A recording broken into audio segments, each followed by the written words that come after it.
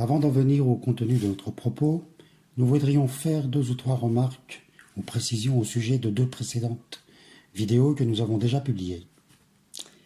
Notre première vidéo, publiée il y a un mois, était consacrée à Hervé Ryssen et, plus généralement, à ceux qui prêtent aux Juifs des pouvoirs si fantastiques qu'on pourrait penser qu'ils leur attribuent des pouvoirs surnaturels.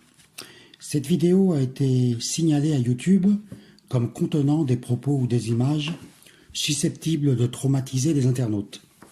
Évidemment, il ne se trouve rien de tel dans cette vidéo. Nous avons essayé de prendre contact avec YouTube pour qu'il vérifie puis rectifie sa mesure de rendre difficilement accessible cette vidéo, en vain, puisque YouTube ne s'est jamais manifesté. En revanche, nous avons parfaitement identifié les auteurs de cette manœuvre stupidement hostile. Il ne s'agit pas des défenseurs de Ryssen. Nous n'en dirons pas plus maintenant sur l'identité de ces minables dénonciateurs. Nous sommes des gens patients. En plus de la censure que nous venons d'exposer, nous avons aussi été victimes de l'algorithme de YouTube, qui, pour des raisons toujours pas élucidées, a effacé de façon aléatoire des commentaires d'internautes ou nos propres contributions. Certains internautes ont cru, ou fait semblant de croire, que nous censurions des propos qui pourraient nous déplaire. Il n'en est rien. À l'exception d'éventuels appels au meurtre ou de diffamation ad hominem, ou de propos pouvant nous conduire, nous, devant les tribunaux, nous ne censurons rien ni personne. Pour le reste, nous sommes dépendants de YouTube, comme tous les autres usagers du net. Ce propos liminaire étant dit, venons-en au thème de cette vidéo, à savoir la stupide et mensongère accusation de racisme anti-noir, proférée de plus en plus souvent par des subsahariens contre les Nord-Africains. Pour pouvoir nous appuyer sur quelque chose d'assez récent, qui traite donc du prétendu racisme nord-africain, anti-noir, anti-subsaharien, nous allons vous montrer des extraits d'une vidéo qui a paru, qui a été diffusée en fait, par TV5 Monde. Au passage, il s'agit d'une télévision officielle française, qui donc travaille à expliquer qu'il y a du racisme non seulement en France, mais il y en a aussi maintenant en Afrique du Nord. Apparemment, c'est la seule activité de la presse française, puisqu'il s'agit de TV5, qui est une télévision officielle française.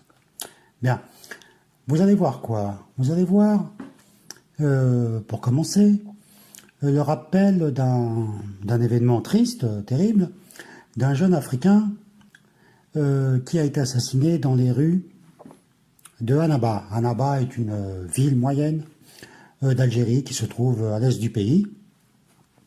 Et ce jeune homme était étudiant dans cette ville et il est tombé malheureusement sur une bande de voyous qui l'a agressé, poignardé. Ce jeune homme a été emmené dans un hôpital de la ville et malheureusement, il est décédé de ses blessures. Voilà le contexte de la situation. Je tiens tout de suite quand même à signaler qu'il y a aussi des Algériens qui sont fait tuer par des voyous algériens. Voilà, c'est pas un traitement spécialement réservé aux étrangers, hein, ou a fortiori aux Noirs. C'est pas vrai du tout. Hein. Il y a malheureusement des violences un peu partout. En Algérie, relativement moins que dans les sociétés, d'ailleurs en Afrique du Nord en général, beaucoup moins que dans les sociétés subsahariennes, c'est des sociétés beaucoup moins violentes, les sociétés nord-africaines, mais enfin, il y a quand même de la violence et des voyous et des criminels. Bien, voyons la séquence maintenant.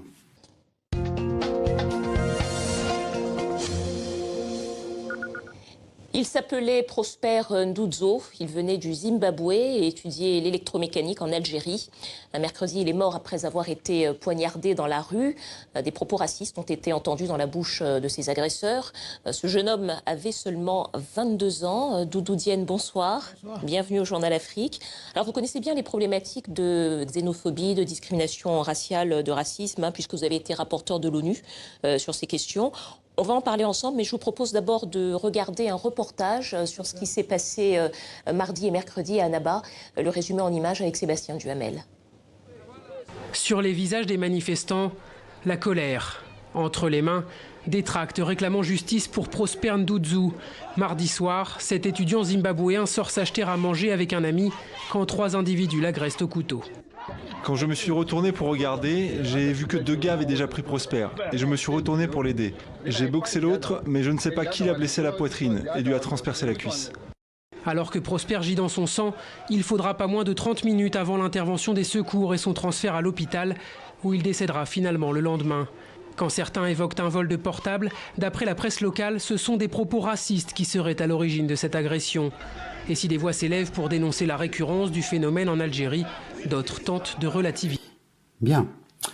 Alors, comme vous l'avez vu, la présentatrice de TV5 Monde rappelle les faits que je viens de vous dire à l'instant. Elle a fait venir comme témoin M. Doudou Diène. M. Doudou Diène est une sorte de spécialiste du racisme contre les Noirs. C'est son métier. Voilà. Lui, il recense, il s'occupe du racisme contre les Noirs. Apparemment, il y en a partout. Et en particulier en Afrique du Nord. Bien. Si vous avez été attentif, vous avez vu les images. Je rappelle l'endroit où nous sommes. Nous sommes dans une ville de l'Est algérien, pas loin de la côte, qui s'appelle Annaba. Ce n'est pas... c'est une ville moyenne en Algérie, c'est pas l'une des plus grandes villes. Avez-vous vu la sortie de l'université? Avez-vous vu quelle est la population qui sort et qui manifeste? Avez-vous vu le nombre de Noirs, d'étudiants noirs qui manifestent? Il n'y en a pas un, il n'y en a pas deux, il n'y en a pas trois. Ça se compte par centaines. Je répète, l'université de Annaba, c'est pas l'université, que sais-je moi, de Pékin ou je ne sais quoi, où il y aurait des millions de personnes. C'est l'université d'une ville moyenne. Regardez le nombre d'étudiants subsahariens que vous pouvez voir. Qu'est-ce donc un pays raciste qui ferait venir autant d'étudiants subsahariens? Et ne venez pas nous raconter que c'est pour l'argent. Ça coûte à l'Algérie et certainement pas à leur pays d'origine. Les études, au passage, en Algérie, universitaires, sont gratuites. C'est l'un des bons côtés du système algérien, quoi qu'on en dise. Bien.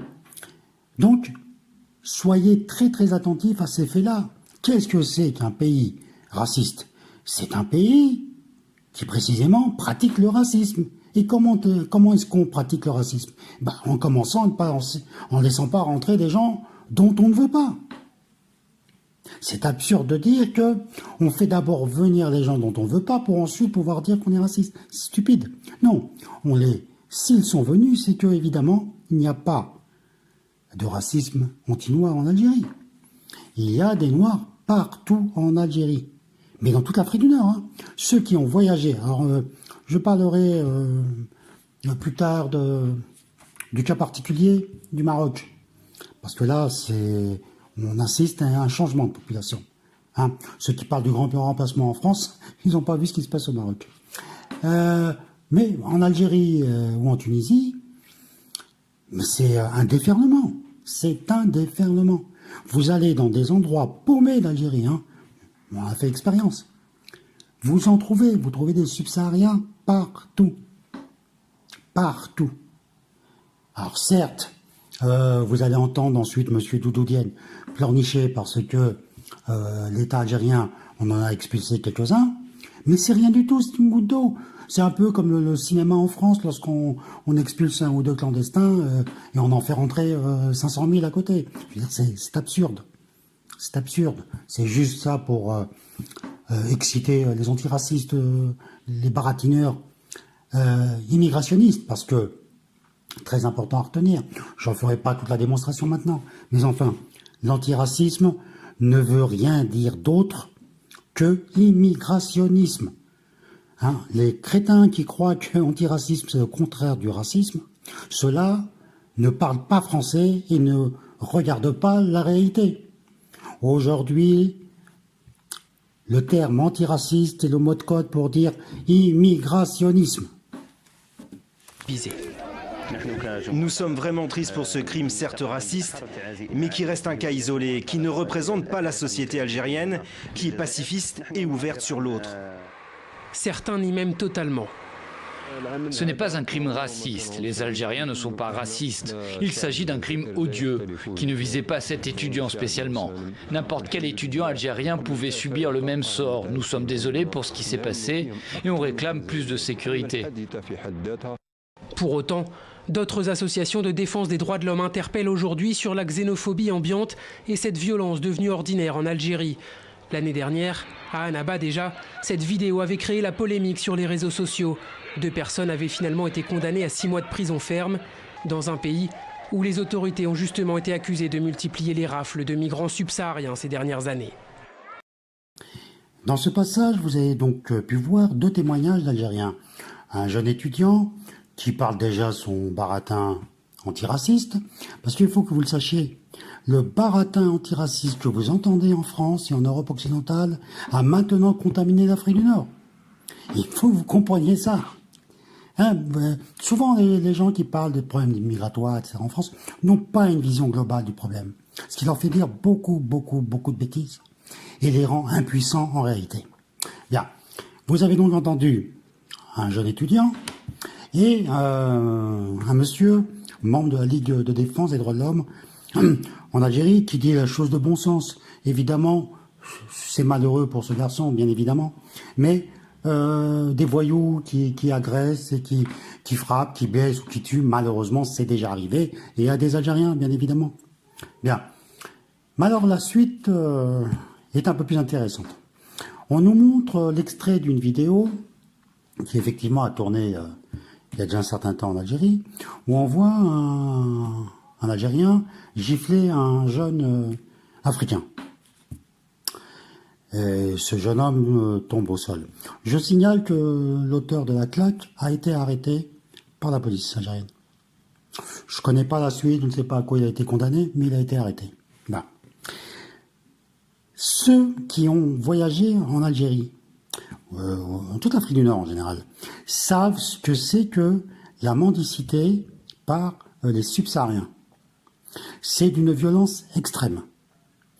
Et c'est même incroyable parce que dans un pays comme l'Algérie, où quand on connaît un peu la mentalité de l'Algérien, qui n'est pas du genre à se faire bousculer 500 fois, je veux dire la patience incroyable que les Algériens ont avec les subsahariens justement pour pas qu'on vienne les emmerder avec cette histoire de racisme.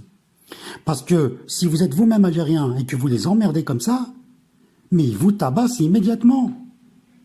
Alors, il faut connaître la mentalité encore une fois. Donc, ce gamin qui a été giflé, oui, c'est arrivé, mais moi, j'ai vu de mes yeux vus, vraiment de mes yeux vus, ce que c'est que la mendicité menée par des subsahariens. Je peux vous dire que c'est extrêmement agressif, extrêmement offensif. C'est comme ça. Bien. Et ça provoque inévitablement des réactions qui sont parfois, effectivement, bon, gifler un gamin, c'est pas l'idéal, mais il faut comprendre l'état d'exaspération où sont les gens. L'Algérien, c'est pas le Français. Le Français, apparemment, il a une capacité à absorber comme ça éternellement. C'est pas le cas de l'Algérien. Il chauffe beaucoup plus vite. Voilà. Alors, pour le reste, le commentateur, le journaliste, propagandiste, on peut dire aussi, vient nous parler de rafles. L'État algérien aurait commis des rafles contre les subsahariens. C'est de la foutaise. L'État algérien applique un tout petit peu, un peu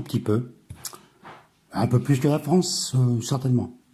Mais enfin, c'est pas non plus extraordinaire, applique un peu son droit. C'est-à-dire que les clandestins n'ont pas vocation à rester sur le territoire national. Et donc, ils sont expulsés.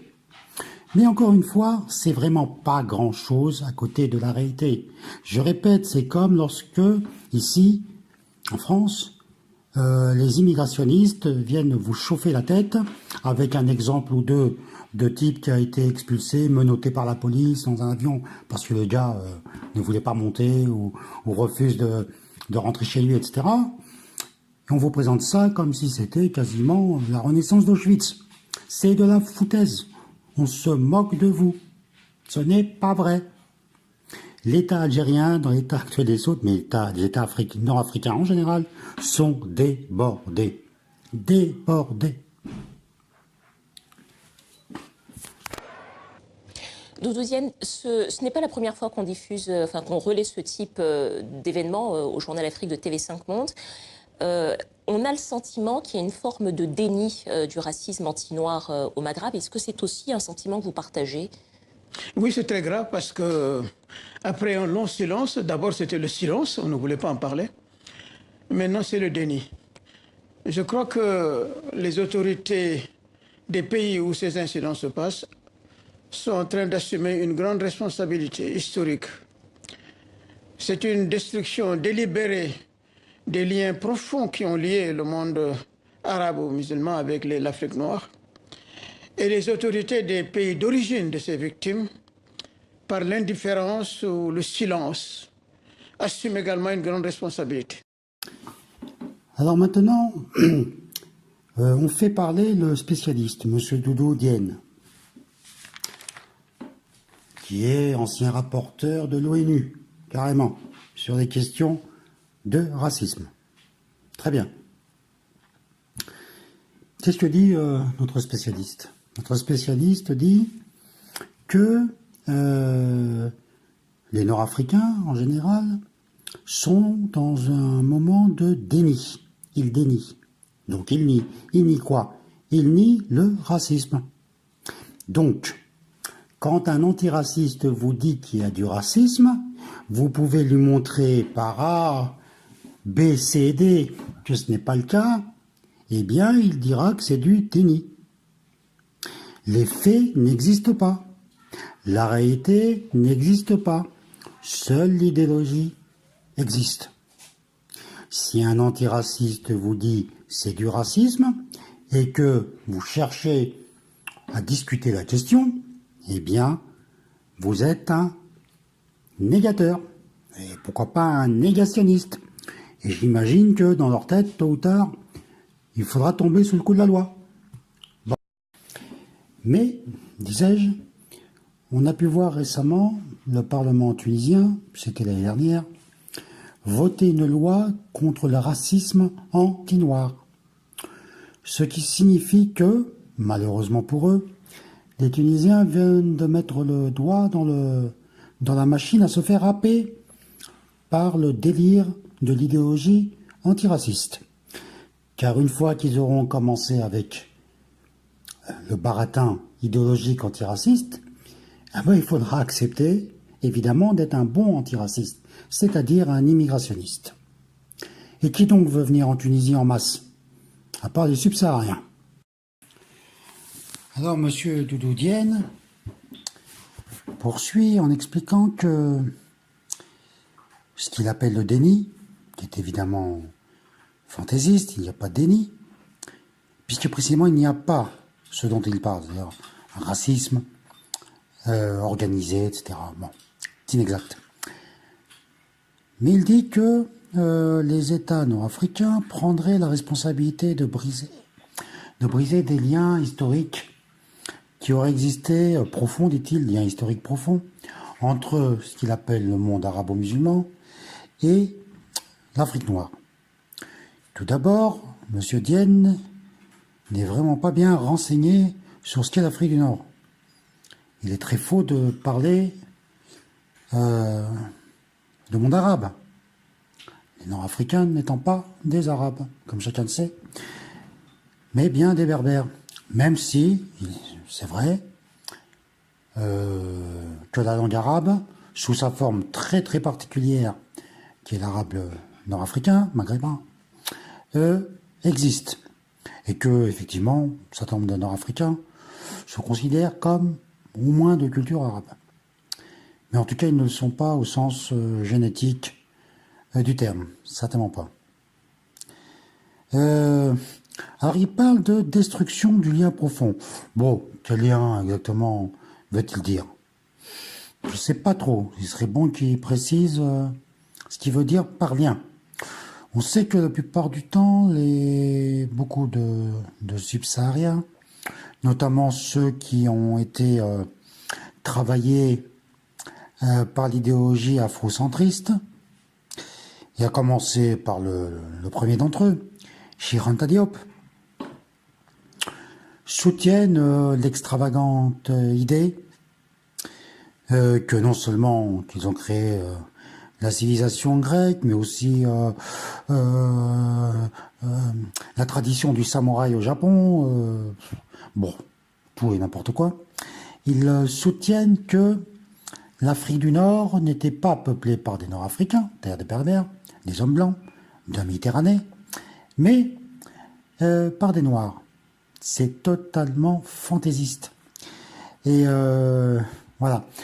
Bon, mais M. Dienne ne dit pas ça. Hein. Je lui prête pas cette position, il ne la dit pas.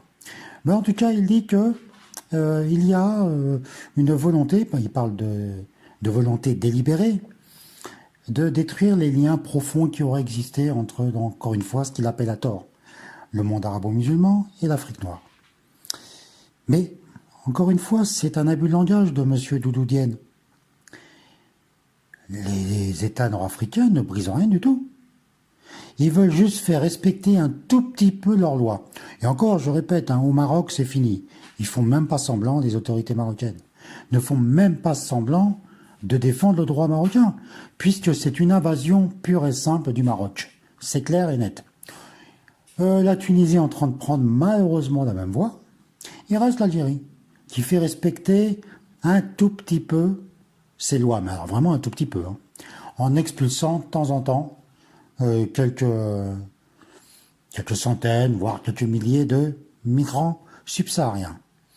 Mais maintenant, si lorsqu'on veut faire respecter son droit, lorsqu'on veut faire respecter sa souveraineté, Monsieur Doudou Dienne et les subsahariens considèrent que c'est un acte agressif, eh bien, la discussion devient très très difficile. Ou bien, semble dire M. Dienne, ou bien on se soumet aux desiderata des subsahariens, ou alors c'est qu'on est agressif et raciste à leur égard. Eh bien, il faut dire à M. Doudou Dienne et à ceux qui le soutiennent que ça va forcément très mal se passer. C'est inévitable. Et donc, je crois qu'il n'est plus possible de le nier parce que tous les Nord-Africains et tous les Africains savent que le préjugé racial est inscrit à une profondeur historique et culturelle.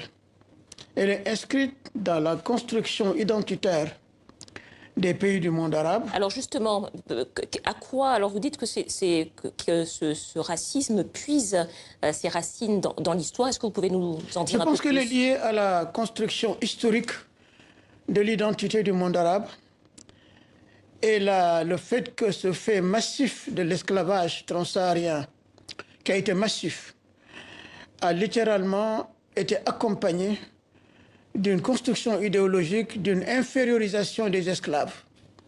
Et donc la culture d'infériorisation et de racisme à l'égard du Nord est quelque chose qui a une très grande profondeur historique et culturelle.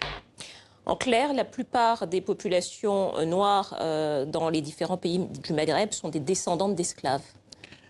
Ils le sont, mais quand on rentre dans le temps long de l'histoire, ce sont des terres qui ont aussi vu des Noirs, beaucoup, qui n'étaient pas des esclaves. Dans le long passage que nous venons d'écouter, M. Doudou Dienne aborde plusieurs questions, plusieurs aspects. Tout d'abord, il dit « Tous les Nord-Africains et tous les Africains savent que le racisme, etc., etc. Non, précisément, on ne sait pas, nous. Peut-être les Africains et je ne sais pas lesquels. Parmi les subsahariens, je suppose que certains ne pensent pas ça. J'en suis même certain. Mais les Nord-Africains, non, eux ne savent pas. Non. Ils ne pensent pas qu'ils sont racistes. C'est une grande erreur de M. Doudou, Diane, de croire que, les Nord-Africains sont des racistes, et c'est en plus qu'ils le savent et qu'ils sont fiers d'eux. Pas du tout. Ça, c'est une interprétation, encore une fois, à la fois fautive et même franchement hostile de M. Diane.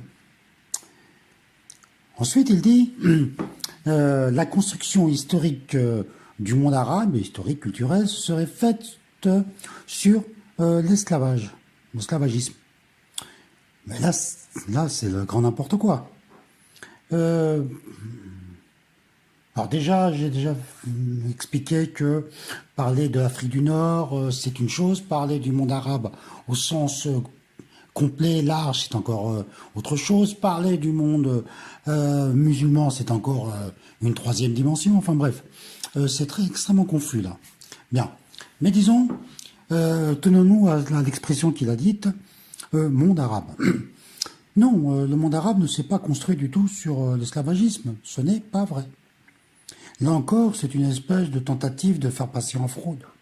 L'idée que on existerait, d'ailleurs l'Europe aussi, en fait, c'est ce que disent souvent certains noirs militants, n'existerait que à cause de l'esclavagisme. Un peu comme les juifs qui parfois expliquent, certains d'entre eux, que par exemple, la France, la langue française n'existerait pas s'il n'y avait pas eu le rabbin Rachi.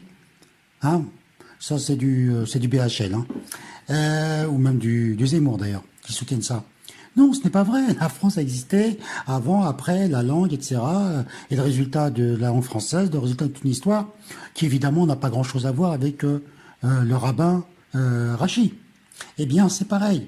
Le monde arabe en général, ou l'Afrique du Nord en particulier, ne sont pas construits sur l'histoire de l'esclavagisme. Ce n'est pas vrai. Tout à fait inexact. De la même façon que nous ne dirons pas, nous nord-africains, que la France s'est construite sur le colonialisme français. Sur le plan économique, c'est en partie vrai, mais pas culturellement. La France existait avec ou sans le colonialisme. Bon. Il n'y a pas de construction culturelle, politique, linguistique ou je ne sais quoi sur l'esclavagisme. Ce n'est pas vrai. En revanche, on sent bien que pour les militants noirs subsahariens, qui apparemment n'ont rien d'autre, n'ont aucune espèce de moment historique à faire valoir en dehors de l'esclavagisme. C'est terrible, mais c'est ça. C'est la stricte réalité.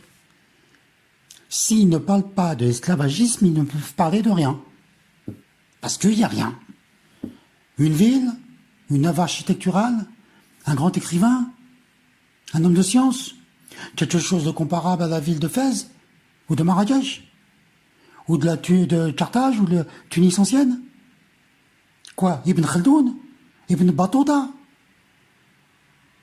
Ibn Rushd, antérieurement, d'autres encore, Saint-Augustin, Tertullien. Il n'y a rien. Je suis désolé, c'est embêtant de rentrer dans des considérations comme ça, ce genre de considération, mais nos amis subsahariens exagèrent quand même. On est obligé de les rappeler un peu aux réalités. Il suffit d'aller lire Hegel. Hegel n'est pas, comment dit-il, un arabe. Non, c'est un Européen qui a écrit sur l'Afrique. Vous voyez ce qu'il en dit, qu'est-ce que vous voulez que je vous dise. Bien, alors, il dit ensuite que l'esclavagisme s'est accompagné d'une dévalorisation de l'homme noir. Ça, c'est vrai. Mais c'est vrai en général et partout. C'est évident que toutes les œuvres de domination impérialiste, colonialiste, s'accompagnent toujours d'une construction idéologique où on infériorise l'homme dominé. C'est tout à fait banal. C'est arrivé aux Noirs, c'est arrivé à d'autres. Je veux dire, prenez le cas du Juif. Les nazis expliquaient en même temps que le Juif était un sous-homme, ou un Mensch, et qu'en même temps c'était lui qui contrôlait tout. Ben, vous voyez bien la contradiction. Pas besoin d'être agrégé de philosophie. Chacun voit bien qu'il y a une contradiction logique. Bien. Parce que la domination a besoin de se justifier. C'est vrai pour le colonialisme. Par exemple, le colonialisme français en Algérie. On construisait l'Algérien, l'autochtone algérien, l'indigène, comme étant un type finalement un peu en dessous. Mais on a fait ça avec les Chinois. Je veux dire, quand je dis on, les Européens ont fait ça avec les Chinois. Les Japonais l'ont fait aussi avec les Chinois lorsqu'ils se sont lancés, ou avec les Coréens lorsqu'ils se sont lancés dans la domination impérialiste en Asie. C'est tout à fait banal. Évidemment, on ne peut pas dire qu'on va dominer quelqu'un si on considère qu'il est la même chose que nous, que c'est notre frère. Absurde. Non, il faut évidemment le construire comme étant quelqu'un d'inférieur. C'est comme ça que ça marche. Bon, il n'y a rien d'extraordinaire. Oui, donc cet aspect-là a un peu existé. C'est vrai, on ne va pas dire le contraire. Mais par ailleurs, je signale qu'en Afrique du Nord, et c'est pas les titres, les bouquins qui manquent sur ce sujet, on a reproché aussi aux Nord-Africains d'avoir fait de l'esclavagisme avec les chrétiens blancs. Par exemple, c'est un exemple très connu, tout le monde connaît le nom de Cervantes. Cervantes, le grand écrivain espagnol. Bien. Lui-même avait été fait prisonnier, puis esclave à Alger. Bon, il avait été libéré plus tard par paiement d'une rançon. Oui, mais c'est des choses banales, connues. Mais il tenait le discours d'infériorisation, en quelque sorte, du chrétien était le même. Qu'est-ce qu'il y a d'extraordinaire? C'était pas spécialement réservé aux Noirs, ce n'est pas vrai. C'était réservé à tous ceux qui avaient le malheur de tomber dans le statut d'esclave. C'est tout. C'est terrible, mais ce n'est que ça. Ce n'est pas une construction a priori métaphysique éternelle, pas du tout. Maintenant, revenons-en à un dernier point.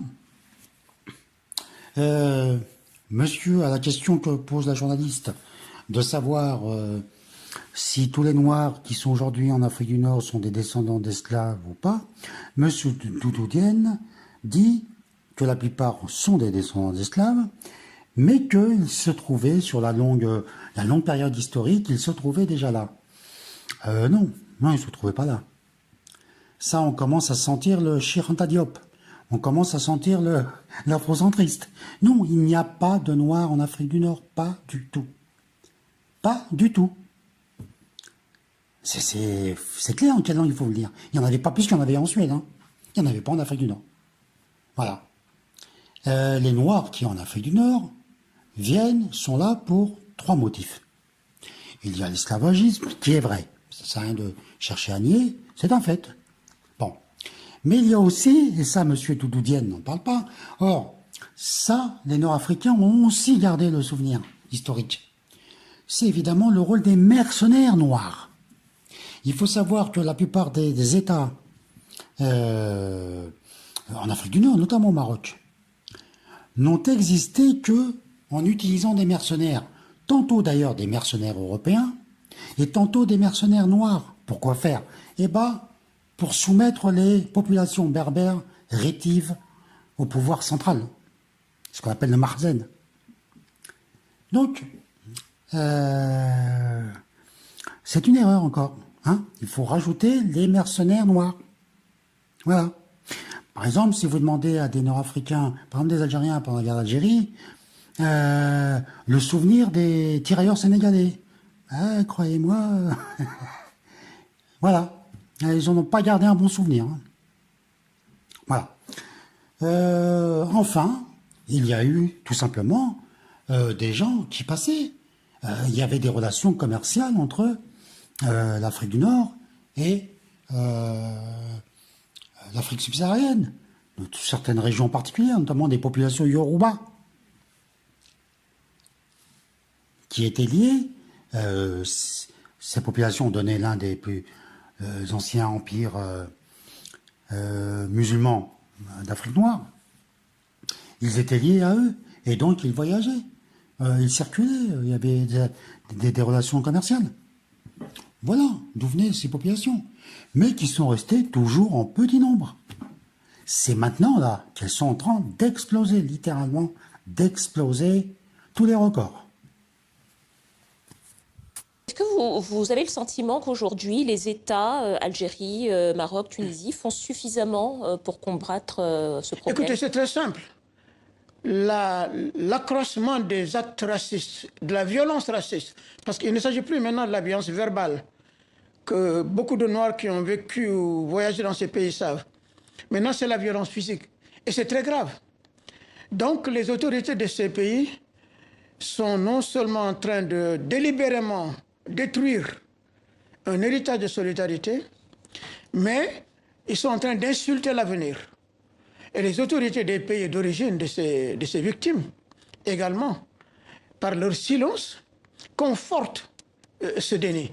Et donc, ce à quoi nous assistons maintenant actuellement, c'est un phénomène qui est en train de cliver les deux parties du Sahara. La blessure raciste est un poison lent.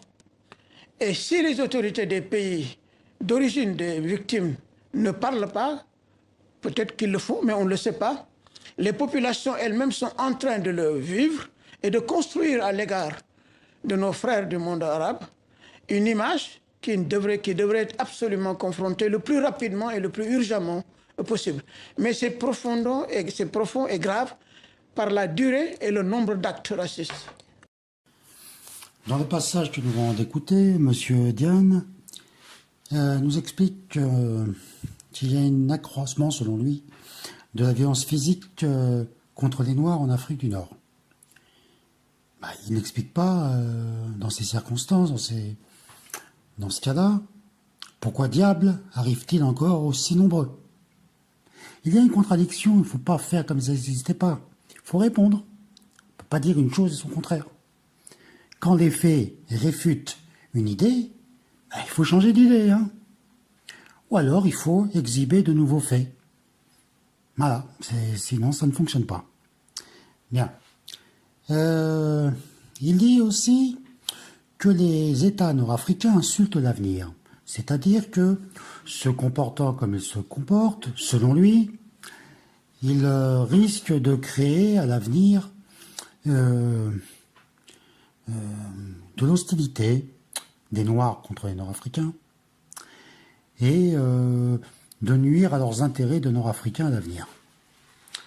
Soit. Mais là encore, c'est archi faux. Les États nord-africains ne font rien contre les Noirs.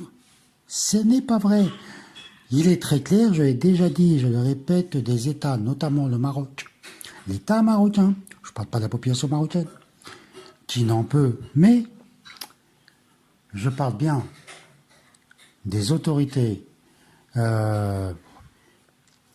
marocaines, encouragent très clairement le mouvement migratoire subsaharien. Et c'est un vrai problème. Et c'est de plus en plus visible. Et c'est un vrai souci. Comme je l'ai déjà dit aussi, je l'ai déjà rappelé, on constate à peu près la même chose en Tunisie. Certes, c'est pour le moment beaucoup moins intense qu'au Maroc, mais enfin, on peut craindre une mauvaise évolution. Il n'y a que l'Algérie qui présente, ou disons que l'État, mais comme vous le savez, la situation en Algérie en ce moment même, au moment où je vous parle, c'est-à-dire début juin 2019, la situation est encore très instable en Algérie. On ne sait pas trop comment ça va tourner. Mais disons que pour le moment, les autorités algériennes ne sont pas encore converties à l'immigrationnisme idéologique. Espérons que ça n'arrive pas. Que ce soit les autorités issues de l'armée telle qu'elle est aujourd'hui, ou de celles qui pourraient venir demain d'un processus démocratique réel, il faut espérer qu'ils ne céderont pas à ce baratin immigrationniste. Voilà ce qu'on peut dire sur ce point. Enfin, M. Diane nous dit les populations noires, mais je ne crois pas qu'ils soient spécialement qualifiés pour parler de toutes les populations noires, que les populations noires seraient, à cause de ce qu'ils pensent être du racisme nord-africain, seraient de plus en plus hostiles aux nord-africains. Ça serait effectivement désolant que ça arrive, mais je n'y crois pas du tout.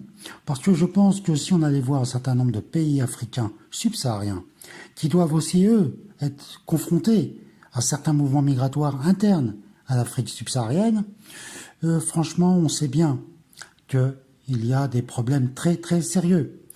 J'évoquerai juste là à l'instant le cas de l'Afrique du Sud, où on sait comment sont traités les migrants noirs qui viennent des pays limitrophes. Ça se compte, le bilan de ces confrontations se compte par centaines de morts. Il faut le savoir, M. Dienne n'a pas l'air d'être au courant. Mais on en est là. L'explosion démographique de l'Afrique noire pose des problèmes à l'Afrique noire et au monde entier. Voilà le souci.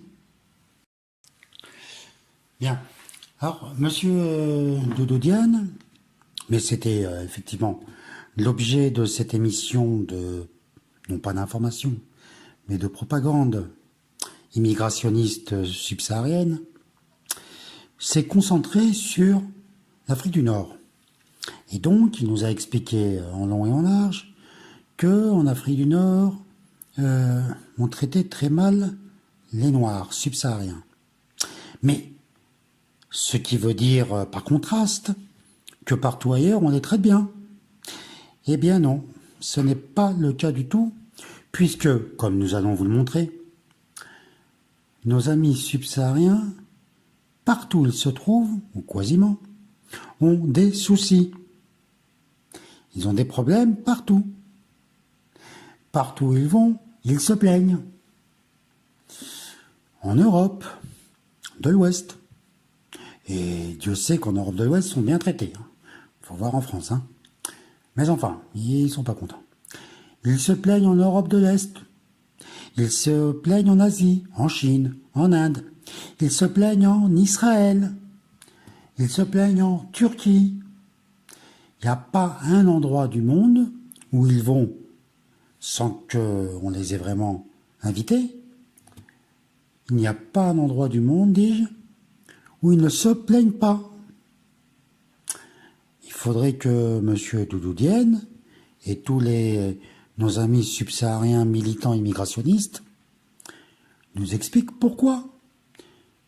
Ils ne vont pas le faire, évidemment, puisqu'ils préfèrent se réfugier derrière le baratin. C'est le racisme. Ah oui, quand on dit c'est le racisme, autant dire qu'on n'a plus rien à expliquer. Dieu a parlé, quasiment. Mais ça marche pas, et ça marche de moins en moins, et ça va plus marcher du tout. Il faut le savoir. Et j'ai évoqué plus haut le cas de l'Afrique du Sud. Et là, c'est des Noirs aussi. Et les Noirs en Afrique du Sud sont pas contents. Ils ne veulent pas de leurs frères noirs des pays limitrophes. Comment M. Diane va expliquer ça? Le racisme? La mauvaise influence des Nord-Africains? Ça va être assez difficile. En conclusion, l'explosion démographique subsaharienne a atteint, d'ores et déjà, une dimension apocalyptique. Et la suite menace d'être au-delà de ce que l'humanité a connu de plus important depuis son commencement. Cette explosion démographique des subsahariens va les conduire au conflit partout dans le monde où ils prétendront s'installer de gré ou de force. Or, une telle attitude ne saurait être acceptée ni aujourd'hui ni demain, ni en Afrique du Nord ni ailleurs. On peut déjà dire, sur la base de l'expansion géographique des Noirs, que beaucoup des régions du monde sont en train de changer de manière irrémédiable de composition ethnique. Il suffit d'observer ce que devient le Maroc ou la France pour en faire le constat.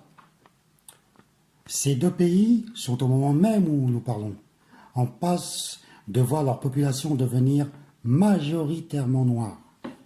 Certes, les crétins et les escrocs de l'antiracisme se réjouiront, mais les gens qui, eux, vont devoir assumer le chaos subsaharien sont et seront de plus en plus hostiles à ce processus.